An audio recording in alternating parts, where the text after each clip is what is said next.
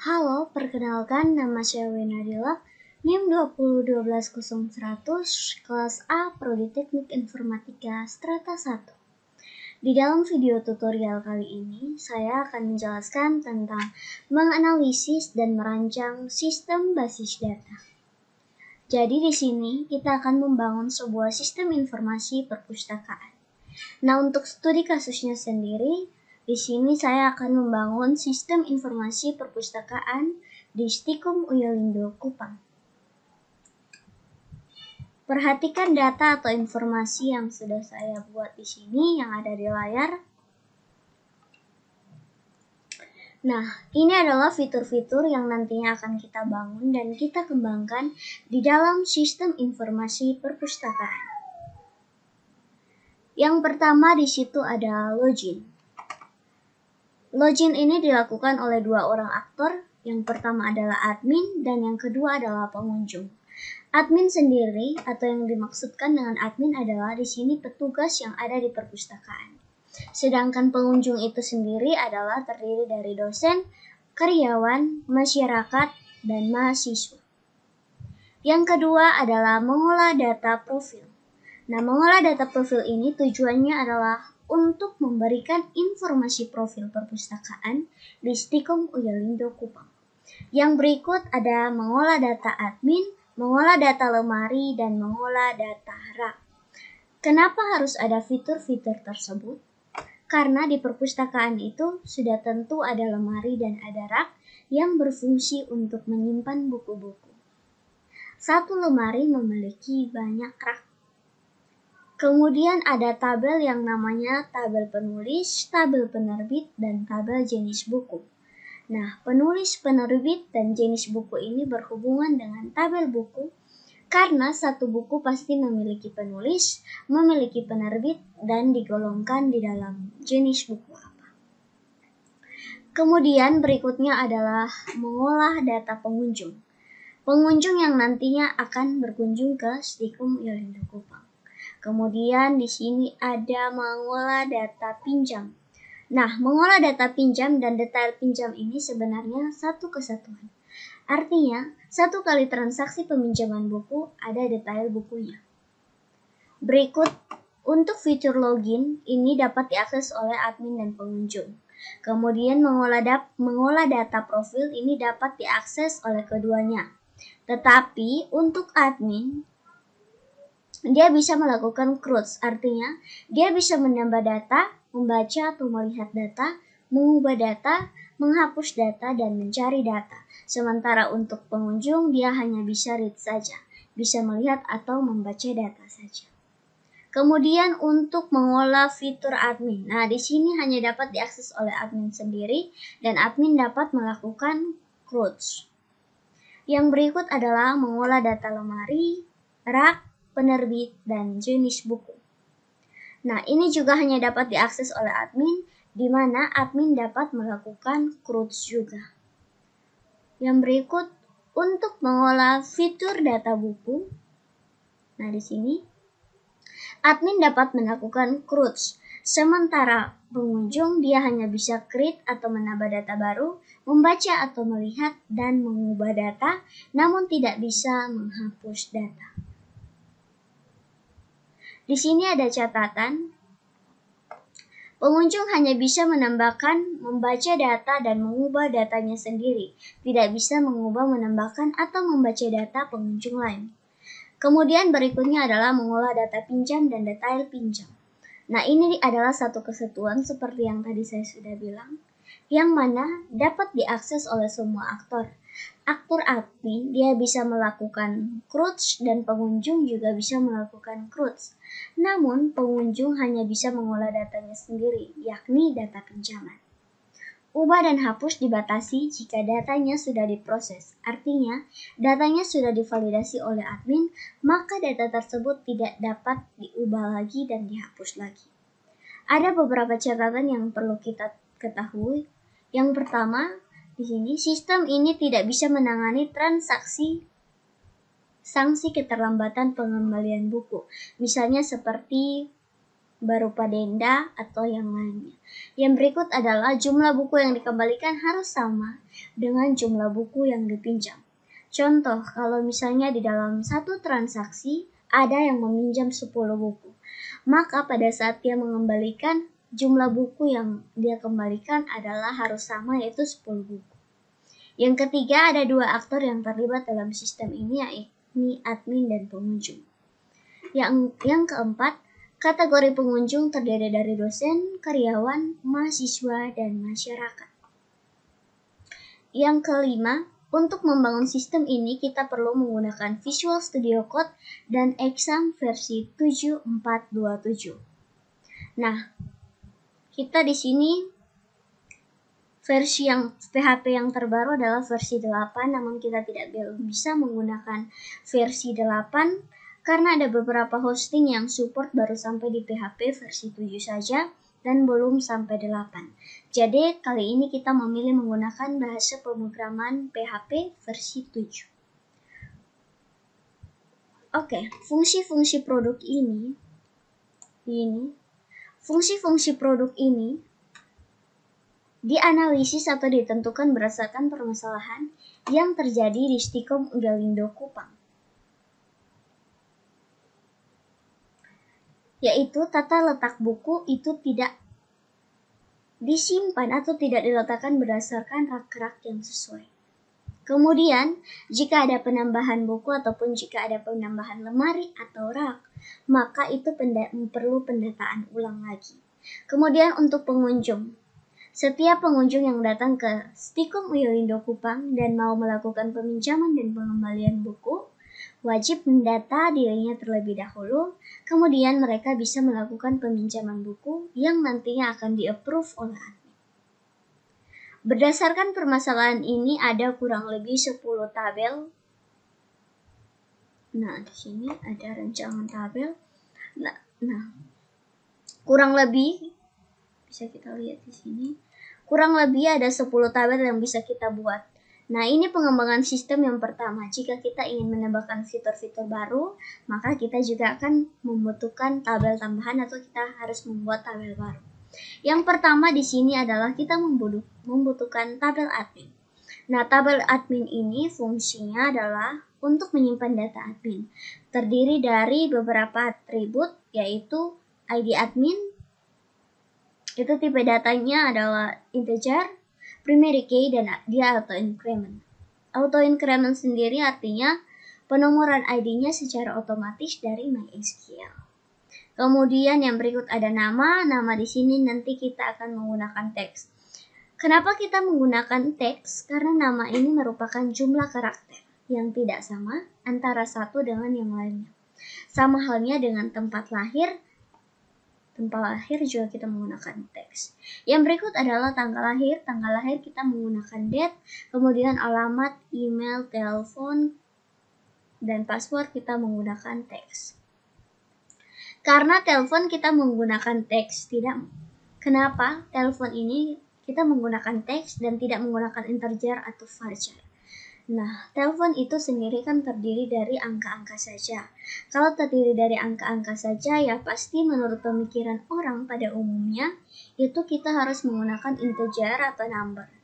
Nah, untuk memilih tipe data yang sesuai apakah teks, varchar, integer atau number, kita harus tahu terlebih dahulu fungsi daripada atribut tersebut. Nah, misalkan telepon. Apakah telepon ini suatu saat dia terlibat di dalam operasi perhitungan atau tidak? Nah, menurut saya sendiri tidak, karena telepon itu pada umumnya huruf-huruf dalam operasi perhitungan. Dengan demikian, kita menggunakan tipe data adalah teks. Kenapa? Karena di situ teks bisa memuat semua angka, huruf, karakter, dan simbol tertentu. Nah, kemudian kenapa kita tidak menggunakan varchar saja? Nah, varchar itu dia digunakan untuk data-data yang jumlah karakternya sama. Sementara telepon kan ada yang tidak sama, ada yang jumlahnya 12 dan juga ada yang 13. Nah, sedangkan varchar itu lebih tepatnya sama. Contohnya nih, total karakternya ada 8.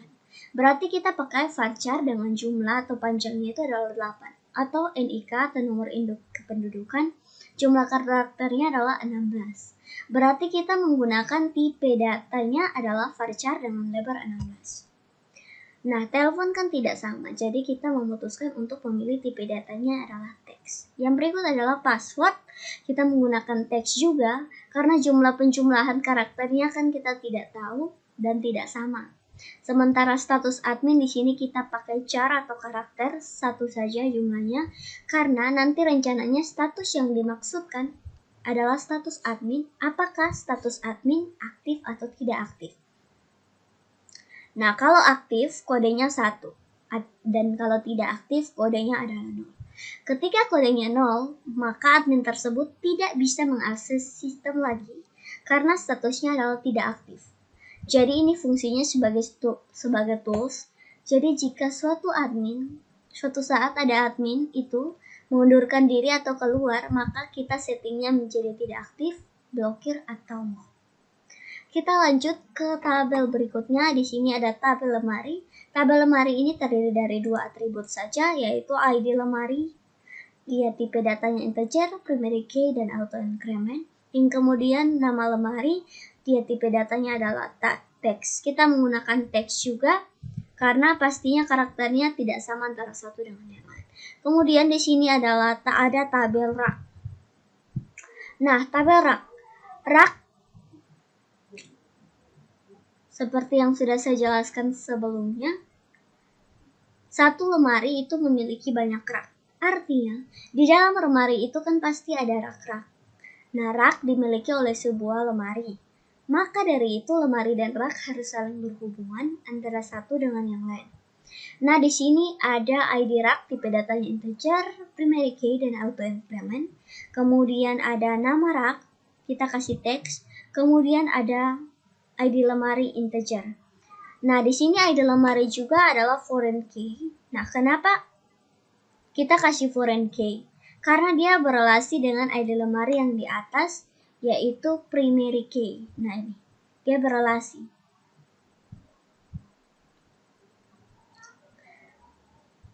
Artinya satu lemari memiliki banyak rak. Nah, ID lemari ini bisa ID lemari ini bisa foreign key itu karena ciri-cirinya bisa duplikasi. Jadi ID lemari ini dia bisa banyak sekali. Jumlah rak yang ada di dalam lemari itu. Namun lemari hanya ada satu ID, tidak boleh sama antara satu lemari dengan lemari yang lain. Nah, jadi kalau kita tarik garis lerasi, nah ID lemari yang ini foreign key ini dia berelasi dengan ID lemari pada tabel lemari. Nah, di sini.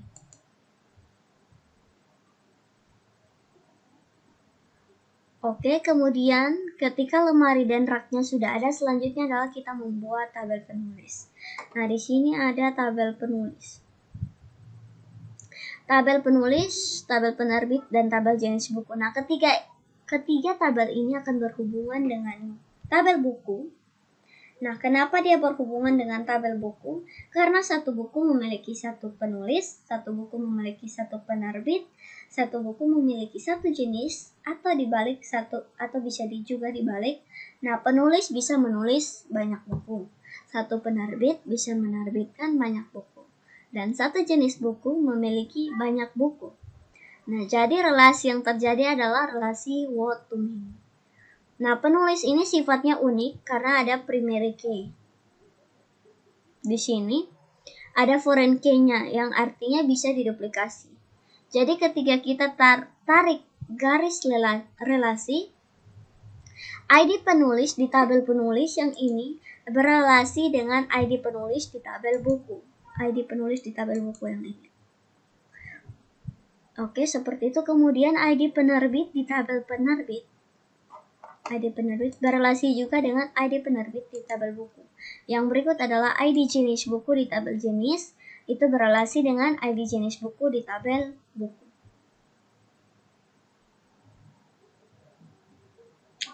Ini ketiganya saling berelasi. Nah, pertama, tabel penulis, ID penulis ini pada tabel penulis Ini ID penulis, tipe datanya integer, primary key, dan auto increment. Sementara nama tipenya teks, tempat tanggal lahir tipenya teks, tanggal lahir kita kasih date. Nah, kenapa tempat lahir ini kita kasih teks? Karena lebar datanya tidak sama antara satu dengan yang lain. Nah, tanggal lahir tipenya date, alamatnya email, telepon itu teks, dan status itu adalah char. Nah, status ini aktif atau tidak aktif seperti yang tadi sudah saya jelaskan tadi, jadi kita bisa menggunakan angka 0 atau 1.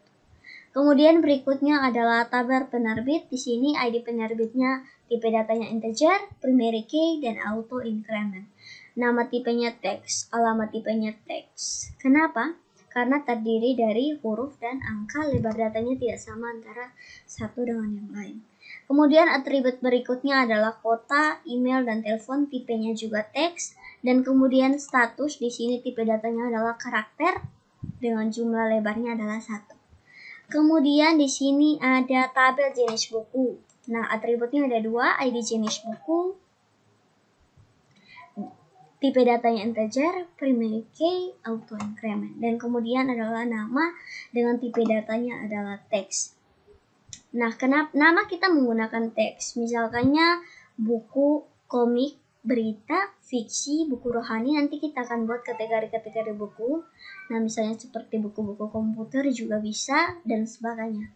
Sama seperti misalnya kita pergi ke toko buku Gramedia. Nah, setiap buku itu kan diletakkan di dalam lemari-lemari atau rak. Nah, setiap lemari itu mempunyai kategori sendiri. Misalkan ada kategori buku komputer di bagian komputer, bahasa, ada kamus, begitu juga dengan yang lainnya, kategori lainnya. Nah, nanti di sini kita akan menginputkannya atau simpan di dalam tabel jenis buku ini. Oke, setelah itu tabel buku terdiri dari ID buku seperti yang sudah tadi saya baca. Judulnya teks, karena lebar data tidak antara satu record dan record lainnya tidak sama. Kemudian di situ ada tahun terbit. Di sini ada intisari. Nah, intisari tipe datanya teks karena terdiri dari beberapa angka. Lebar datanya tidak sama dan jumlahnya tak terbatas. Jumlahnya kan kita tidak tahu. Ada banyak sekali yang banyak sekali, ada juga yang sedikit. Kemudian ada tahun terbit. Di sini kita menggunakan varchar dengan lebarnya 4. Nah, tahun terbit kan tidak terlibat di dalam operasi perhitungan. Jadi kita menggunakan varchar angka saja dengan lebar karakternya adalah 4. Kemudian berikut adalah ISBN. Nah, ISBN ini kita menggunakan teks dan di sini itu adalah 0. Nah, 0 kenapa 0? Artinya untuk atribut ini datanya boleh kosong. Karena ada buku seperti misalnya koran atau sebagainya itu dia kan tidak memiliki ISBN. Sehingga kita biarkan kosong saja. Yang berikut itu adalah jumlah halaman dengan tipe data integer dan jumlah buku. Karena nanti suatu saat dia akan terlibat di dalam suatu operasi perhitungan. Kemudian di situ ada ID penulis, penerbit, dan ID jenis buku. Nah, ini adalah foreign key dan primary key. Dia juga adalah merupakan primary key pada masing-masing tabel. Dan sifatnya adalah foreign key. Kenapa foreign key? Karena dia bisa berulang, datanya duplikasi pada tabelnya. Kemudian ada status, itu tipe datanya char. Nah, status 0 seperti yang saya sudah jelaskan tadi, misalkannya habis atau rusak atau seperti apa nanti kita pikirkan lagi. Nah, nanti kita mewakili angka dengan 1 digit saja, yaitu 1 atau 0. Oke, selanjutnya kita akan bahas tentang tabel pengunjung. Di sini. Nah, tabel pengunjung itu terdiri dari ID pengunjung, tipe datanya integer, primary key, dan auto increment. Nama tipe datanya teks karena terdiri dari angka, bisa huruf. Kemudian jumlah recordnya kan tidak sama, antara satu dengan yang lain. Dan jumlah itemnya terbatas, tidak dibatasi berapa jumlahnya. Tempat lahir juga sama, kita menggunakan teks, tanggal lahir kita menggunakan date, alamat kita menggunakan teks, jenis kelamin kita menggunakan varchar 9. Nah, kenapa varchar 9? Karena pasti laki-laki dan perempuan kalau dihitung jumlah karakternya itu sama. Pasti 9. Email kita menggunakan teks, kategori password kita menggunakan teks. Nah, untuk tabel pengunjung ini dia akan berrelasi dengan tabel pinjam. Nah, tabel pinjam di sini dia akan berrelasi karena satu transaksi pinjam di dalam tabel pinjam itu di situ ada ID pinjam, tipe datanya integer, ya auto increment, primary key. Nah, di situ kan nanti adanya pinjamnya tanggal berapa, tanggal pinjam, di situ tipenya data date, kemudian ada tanggal kembali. Tanggal kembali artinya dalam transaksi itu dia kembalikannya tanggal berapa. Di sini kita tipe datanya 0, artinya dia bisa kosong. Jadi pada saat dia meminjam pertama kali maka hanya terinput tanggal pinjam saja. Sedangkan tanggal kembalinya dia masih ada keadaan 0, dia masih dalam keadaan 0 atau kosong. Nah, ketika bukunya dikembalikan, baru kita mengupdate atau mengubah saja tanggal kembalinya menjadi 0, dari 0 menjadi bernilai. Oke, kemudian pinjam. Mentransaksi pinjam itu dipinjam oleh siapa saja. Nah, berarti dia berrelasi dengan tabel pengunjung. Otomatis kan dia dipinjam oleh pengunjung. Kemudian statusnya apa? Apakah statusnya dia baru mengambil buku, meminjam, mengembalikan, hilang, atau sebagainya. Nanti kita akan wakili dengan simbol-simbol. Nah, kemudian di sini adalah serahkan. Diserahkan. Nah, diserahkan artinya admin siapa yang menyerahkan. Nah, ini karena ada ID admin, seharusnya admin, tapi karena foreign key-nya ada 2, nanti kita akan menjadi salah satu, kita atributnya kita pakai dengan nama yang lain. Karena kita pakai ID, nanti kita pakai nama yang lain, kita tidak pakai ID admin, tetapi nanti di situ isinya merupakan ID admin. Nah, diserahkan artinya siapa yang menerima dan admin siapa yang menerima, dan saat mengembalikan itu admin siapa yang menerima juga. Untuk terima ini kenapa kita masih 0? Karena untuk menerima ini masih 0 karena nanti pada saat bukunya dikembalikan baru kita tinggal mengubah atau mengupdate admin yang terimanya itu siapa. Dari 0 menjadi bernilai. Nah, kemudian satu kali transaksi pasti ada banyak buku yang dipinjam. Jadi kalau ada banyak buku yang dipinjam maka harus ada tabel lagi, yaitu kita di sini saya sudah buat tabel detail. Nah, ada detail pinjam. Detail pinjam itu terdiri dari ID detail, dia primary key auto increment. Kemudian ada ID pinjam, dia berrelasi, dia foreign key karena dia berrelasi dengan tabel pinjam.